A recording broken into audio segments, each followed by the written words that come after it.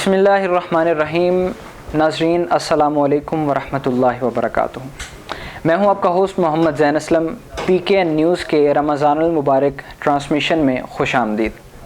ناظرین، جیسا کہ آپ سب کو معلوم ہے کہ مسلمانوں اور کافروں کے مابین پہلا معرکہ حق و باطل 17 رمضان المبارک کو معرض وجود میں آیا، جس کو آج ہم جنگ بدر کے نام سے موسوم کرتے ہیں۔ اسی موضوع کے اوپر بات کرنے کے لیے آج ہمارے ساتھ موجود ہیں علامہ ناصر مصطفی صاحب۔ ان کے ساتھ ہم آج اس موضوع کے اوپر بات کریں گے۔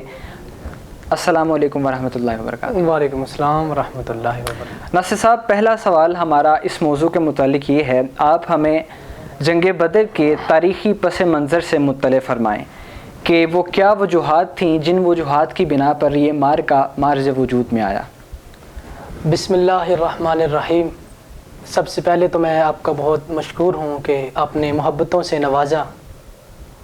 شیخ دیکھیں، جب ہم تاریخ کو باریک بینی سے دیکھتے ہیں اور تاریخ کے اوراق پر ایک طائرانہ نظر ڈالتے ہیں تو من جملہ وجوہات میں سے جو سب سے بڑی وجہ ابھر کے ہمارے سامنے آتی ہے کہ جس وجہ سے یہ معرکہ حق و باطل ہوا، جس کو خالق کائنات نے کتاب حکمت صحیفہ نور قرآن مجید کے اندر یوم الفرقان یعنی فیصلے کے دن سے موسوم فرمایا، وہ وجہ کفار کی ہٹ دھرمی اور ان کا تکبر تھا۔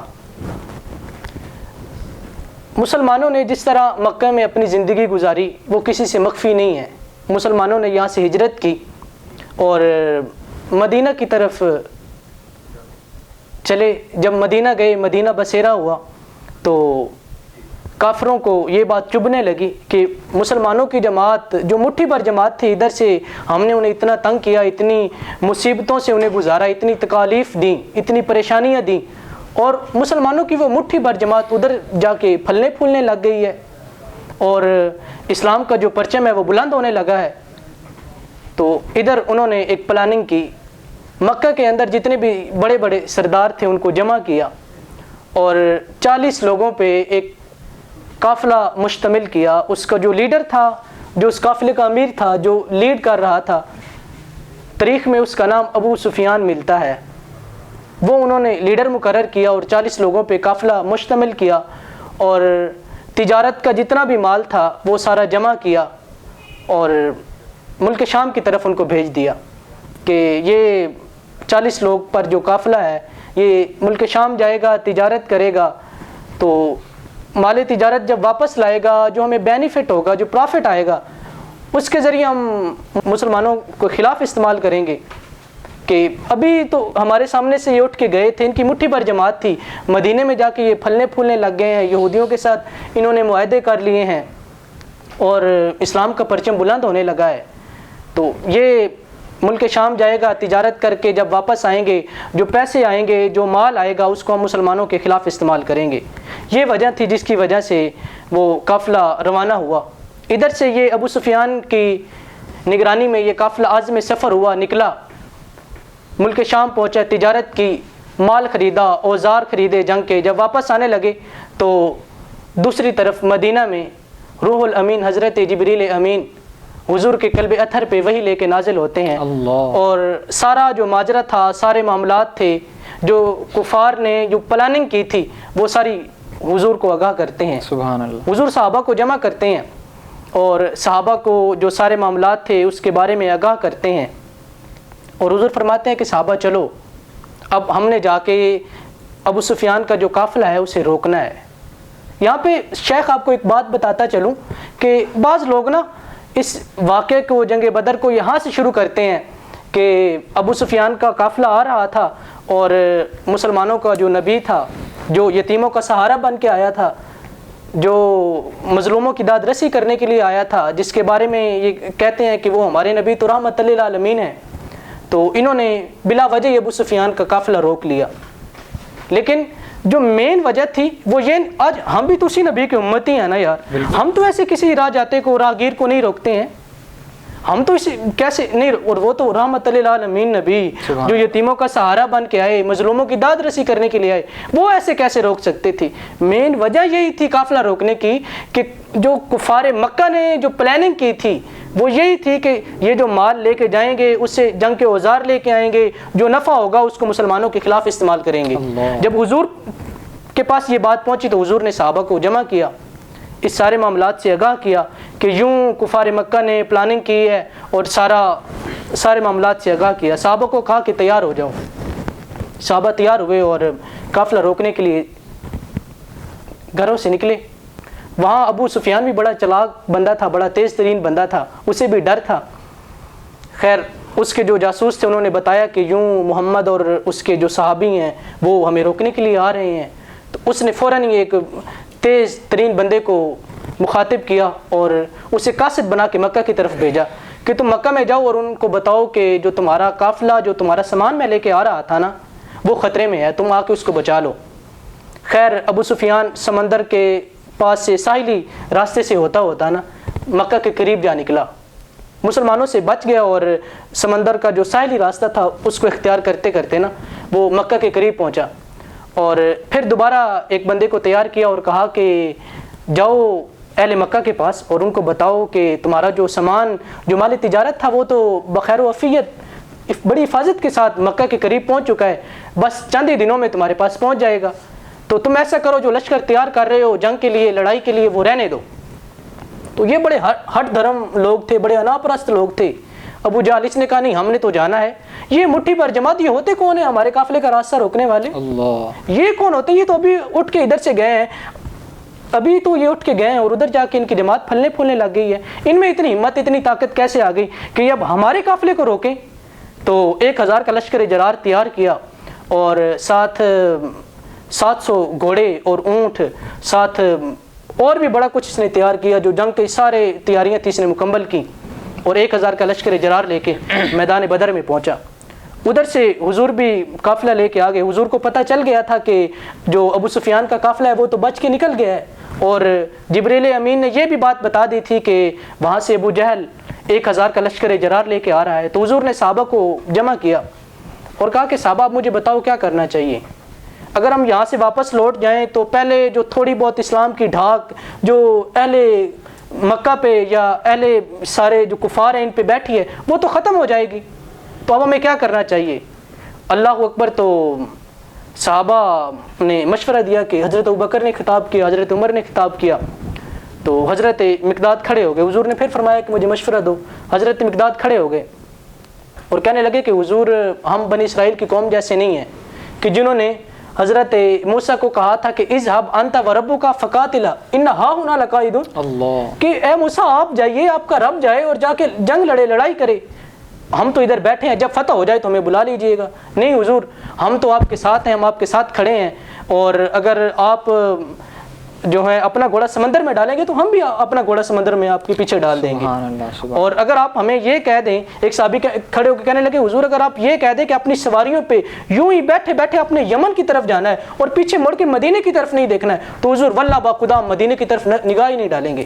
ہم اپنی سواریوں پہ بیٹھے بیٹھے، ہماری سواری لاغر ہو جائیں گی، ہم اپنی سواریوں پہ بیٹھے بیٹھے یمن تک پہنچ جائیں گے۔ اپنے گھوڑوں کو آگ میں لے جانے کے لیے تیار ہو گئے۔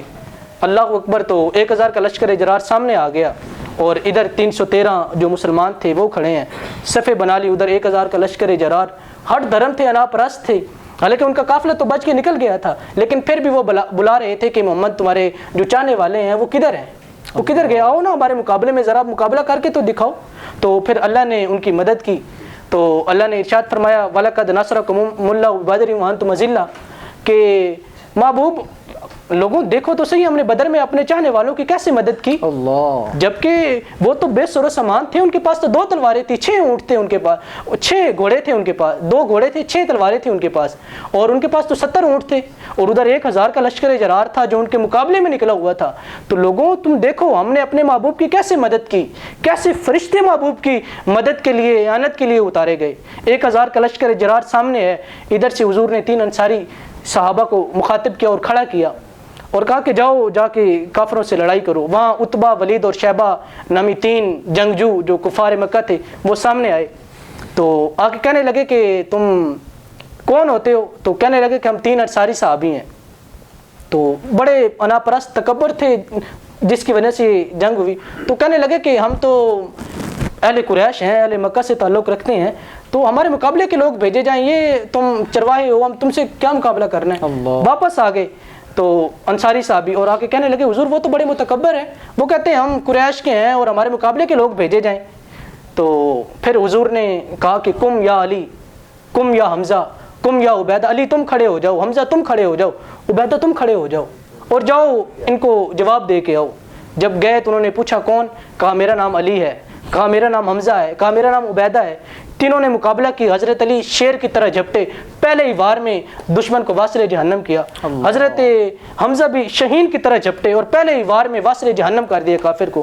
حضرت عبیدہ چونکہ بوڑھے صحابی تھے تو لڑائی کرتے کرتے تھوڑی دیر ہو گئی, تو کافر نے وار کیا, حضرت عبیدہ کی پنڈلی پہ لگا, پنڈلی کٹ گئی اور گوشت کا جو چھوٹا سا ٹکڑا تھا نا وہ پنڈلی کے ساتھ نا لٹک گیا. حضرت علی اور حضرت حمزہ آگے بڑھے اور کافر کو واصل جہنم کیا. حضرت عبیدہ کو اپنے کندھوں کا سہارا دے کے حضور تک لائے اور حضرت عبیدہ حضور بیٹھے تھے آ کے قدموں میں لیٹ گئے اور کہنے لگے کہ حضور کیا میں شہید نہیں ہوں؟ حضور ارشاد فرمایا عبیدہ تو شہید ہے اور میں شہادت کی گواہی دیتا ہوں. سبحان اللہ. تو حضرت عبیدہ نے کلمہ پڑھا اور ان کی جان پرواز کر گئی, ان کی روح نکل گئی. اور یہاں پہ ایک شعر یاد آ رہا ہے شیخ کہ مزہ سردار مرندہ انج آندا میت یار دے بوے تے پئی ہوئے. سبحان اللہ. اور گر وقت اجل سر تیری چوکھٹ پہ پڑا ہو. یہ واقعہ سامنے رکھ کے کہ حضرت عبیدہ اب آخری لمحات ہیں, آخری ماندہ سانسیں بچی ہیں, حضور کے قدموں پہ اپنے سر کو رکھا ہوا ہے اور گر وقت اجل سر تیری چوکھٹ پہ پڑا ہو, جتنی ہو قضا ایک ہی سجدے میں ادا ہو. تو یہی تھا ان کی ہٹ دھرمی اور ان کا تکبر تھا جو اس جنگ کا باعث بنا. بہت شکریہ ناصر صاحب, آپ نے ہمیں اس سارے پس منظر سے مطلع فرمایا. ناظرین, آپ نے سنا, آپ نے سماعت فرمایا کہ جنگ بدر کا تاریخی پس منظر کیا تھا, منظر نامہ کیا تھا. یہ سلسلہ اسی طرح چلتا رہے گا. شیخ ہمارے ساتھ موجود ہیں, ملتے ہیں ایک بریک کے بعد.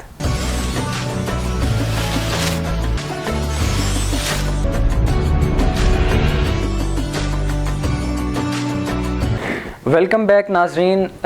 پی کے این نیوز کے پروگرام رمضان المبارک کی ٹرانسمیشن میں علامہ ناصر مصطفی صاحب ہمارے ساتھ موجود ہیں. آپ نے سماعت فرمایا کہ جنگ بدر کا تاریخی پس منظر کیا تھا, جنگ بدر کا منظر نامہ کیا تھا, کس وجہ سے جنگ بدر جو ہے وہ مارکہ حق و باطل جو ہے وہ مارز وجود میں آیا. ابھی ایک سوال ہم آپ سے اور کرنا چاہیں گے ناصر صاحب, ہمیں یہ بتائیے کہ جنگ بدر میں ہم دیکھتے ہیں اللہ تعالیٰ نے قرآن مجید میں ارشاد فرمایا کہ ہم نے مسلمانوں کی مدد کے لیے فرشتے اتارے. تو آج بھی کہا جاتا ہے کہ آج بھی مسلمانوں اور کافروں کی جو جنگ ہے وہ چل رہی ہے اور آج 5th جنریشن وار چل رہی ہے جس کو کولڈ وار کا نام دیا جاتا ہے. تو آج کیا وجہ ہے کہ مسلمانوں کی نصرت کو آج وہ غیبی مدد نہیں آتی, مسلمانوں کی مدد کو آج وہ فرشتے نہیں اترتے جو فرشتے بدر کے وقت مسلمانوں کی مدد کو اترے تھے. تو آج کیا ایک ہمارے اندر کمی پائی جا رہی ہے جس کی وجہ سے وہ غیبی مدد مسلمانوں کے لیے نہیں آ رہی؟ دیکھیں شیخ, آپ نے بہت ہی عمدہ سوال کیا ہے اور میں کوشش کروں گا کہ آپ کے اس سوال کو قرآن سے ہی ایکسپلین کروں. دیکھیں شیخ, خالق کائنات نے کتاب حکمت کے اندر بڑی خوبصورت ارشاد فرمایا کہ وَأَنْتُمُ الْأَعْلَوْنَ إِن كُنْتُم مُؤْمِنِينَ, کہ تم ہی غالب رہو گے اگر تم سچے مومن ہو. تو ارشاد فرمایا تم ہی غالب رہو گے اگر تم سچے مومن ہو. تو آج ہم اگر دیکھا جائے تو پوری دنیا کے اندر جہاں کہیں بھی خون کا ایک قطرہ بھی بہہ رہا ہے, نکل رہا ہے, تو وہ مسلمان کا ہے. آج ہم پوری دنیا کے اندر مغلوب ہیں. تو خالق کائنات نے تو پہلے کہہ دیا تھا نا کہ تم ہی غالب رہو گے اگر تم سچے مومن ہو. تو ہم مومن تو ہیں, پھر ہم غالب کیوں نہیں ہیں؟ تو معاذ اللہ کیا یہ کہا جائے گا کہ معاذ اللہ یہ رب کا کلام غلط ہے؟ تو یہ تو ہم کہہ نہیں سکتے, کیونکہ خالق کائنات نے کتاب کے شروع میں ہی کہہ دیا ذالک الکتاب لا ریب فیہ, کہ یہ وہ کتاب ہے جس میں کوئی شک نہیں ہے. تو پھر دوسرا پہلو اگر دیکھا جائے جو خالق کائنات نے ارشاد فرمایا ان کنتم مؤمنین, اگر تم سچے مومن ہو تو تم غالب رہو گے. اگر تم سچے مومن نہیں ہو تو تم کبھی غالب نہیں ہو سکتے ہو. تو پھر ہمیں لگتا ہے کہ ہمارے ایمان کمزور ہیں. ہمارے پاس جو مومنین کی صفات ہیں ان کی کمی ہے، ہم سچے مومن نہیں ہیں، ہمارا ایمان کمزور ہو گیا، جس کی وجہ سے تو آج ہم یہ ذلیل و رسوا ہو رہے ہیں، جس کی وجہ سے تو آج ہم مغلوب ہیں، جس کی وجہ سے ہم آج غالب نہیں ہو رہے، کیونکہ ہمارا ایمان کمزور ہو گیا ہے۔ اور آپ صحابہ کا ایمان دیکھیں، جنگ بدر ہی اٹھا لیں، صحابہ حضور کہتے ہیں اشیرو، میرے صحابہ میرے ساتھیوں مجھے مشورہ دو، تو ایک صحابی مقداد کھڑے ہو کے کہتے ہیں حضور یہ بدر تو شے ہی کوئی نہیں، ہم کوئی بنی اسرائیل کی قوم کی طرح ہیں جنہوں نے موسیٰ کو کہا تھا کہ آپ جائیے، آپ کا رب جا کے لڑائی کرے، ہم یہاں بیٹھے ہیں، جب فتح ہو جائے تو ہمیں بتا دیجئے گا۔ حضور نہیں، آپ لڑائی کے لیے آگے تو بڑھیں، آپ کے آگے بھی ہم شہید ہوں گے، پیچھے بھی ہم شہید ہوں گے، دائیں بھی ہم شہید ہوں گے، بائیں بھی ہم شہید ہوں گے۔ حضور وہ کفار ہماری لاشوں سے گزر کر پھر آپ تک پہنچیں گے، ہماری لاشوں کو کراس کر کے پھر آپ تک پہنچیں گے، یہ ان کا ایمان تھا۔ اور دوسرے صحابی کہتے ہیں حضور یہ جنگ بدر تو چیز ہی کوئی نہیں، آپ کہہ دیں تو ہم تو اپنے گھوڑوں کو سمندروں میں ڈالنے کے لیے تیار ہیں، ہم اپنے گھوڑوں پہ بیٹھے بیٹھے یمن تک پہنچ جائیں، پیچھے مڑ کے مکے کی طرف نہیں دیکھیں۔ حضور ہمارے تو آباء و اجداد وہ تھے جو اپنے سینوں پہ تیر کھایا کرتے تھے، جو اپنے سینوں پہ زخم کھایا کرتے تھے، کبھی انہوں نے اپنی پشت پہ زخم نہیں کھائے تھے۔ تو حضور یہ تھا صحابہ کا ایمان۔ جب ہمارے ایمان اتنے مضبوط ہوں گے تو پھر ہمارے اندر وہ جو رب نے جس بات کا وعدہ کیا ہے اور رب کی اس آیت کا مصداق بنیں گے کہ وَأَنْتُمُ الْأَعْلَوْنَ إِن كُنتُم مُؤْمِنِينَ۔ اور اگر مومن بننا ہے تو رب کا کلام ہی دوسری جگہ سے دیکھ لو، کیا ارشاد فرمایا کہ قُلْ إِن كُنتُم تُحِبُّونَ اللَّهَ فَاتَّبِعُونِي يُحْبِبْكُمُ اللَّهُ۔ محبوب ان لوگوں کو کہہ دو کہ اگر تم اللہ سے محبت کرتے ہو تو میری اتباع کرو، میری پیروی کرو۔ جب تم مجھے محمد سے محبت کرو گے، میری پیروی کرو گے تو پھر اس کے بدلے میں رب ہو کے تم سے محبت کرے گا۔ پھر صرف محبت نہیں کرے گا، تمہارے گناہ بھی معاف کر دے گا، تمہاری کامل اکمل اور آسان طریقے سے بخشش کر دے گا، پھر تم مومن بن جاؤ گے، پھر رب کی اس آیت کا مصداق بنو گے کہ وَأَنْتُمُ الْأَعْلَوْنَ إِن كُنتُم مُؤْمِنِينَ، کہ تم ہی غالب رہو گے اگر تم سچے مومن ہو تو۔ بہت اچھی وضاحت فرمائی علامہ ناصر مصطفی صاحب آپ نے۔ تو ناظرین آپ نے دیکھا کہ آج کے مسلمان مغلوب کیوں ہیں، وہ غالب کیوں نہیں ہو رہے، کیونکہ ہمارے ایمان میں کمی ہے۔ آج ہمارا ایمان وہ پختگی نہیں دکھا پا رہا جو ایمان ہمارے صحابہ کا ہوا کرتا تھا یا جو ایمان ہمارے اسلاف کا ہوا کرتا تھا۔ آپ نے ٹرانسمیشن سماعت فرمائی۔ بریک کے بعد ملتے ہیں، بریک کے بعد ہمارے ساتھ موجود ہوں گے ثنا خان مصطفیٰ۔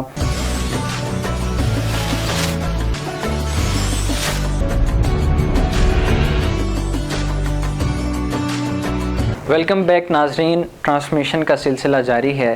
ہمارے ساتھ موجود ہیں اس وقت ثنا خان مصطفیٰ جناب صفدر رضا عطاری صاحب۔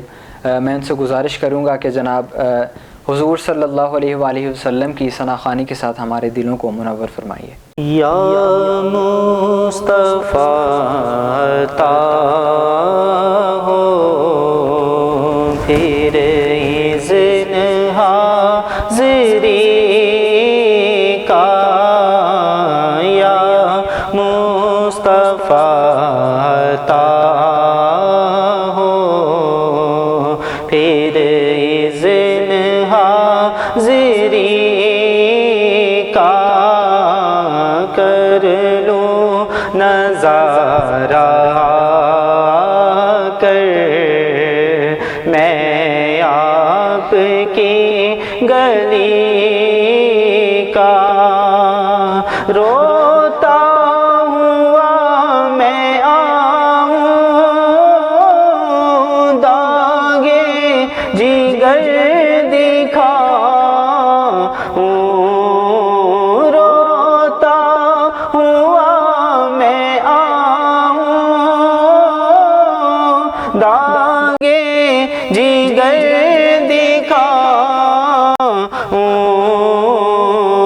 افسانہ بھی سناؤں میں اپنی بے کسی کا، یا مصطفیٰ عطا ہو پھر اذن حاضری کا، میزاں پہ سب کھڑے ہیں اعمال تل رہے ہیں، میزاں پہ سب کھڑے ہیں اعمال تل رہے ہیں، رکھ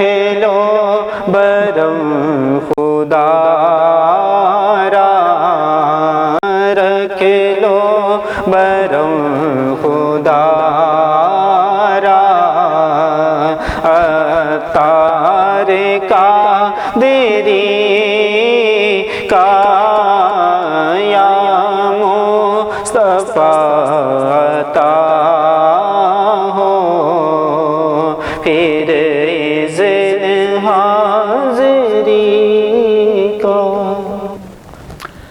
بہت شکریہ صفدر رضا عطاری صاحب، آپ ثنا خوان مصطفیٰ صلی اللہ علیہ وآلہ وسلم ہیں اور بہت ہی خوبصورت انداز سے ہمارے دلوں کو منور فرما رہے تھے۔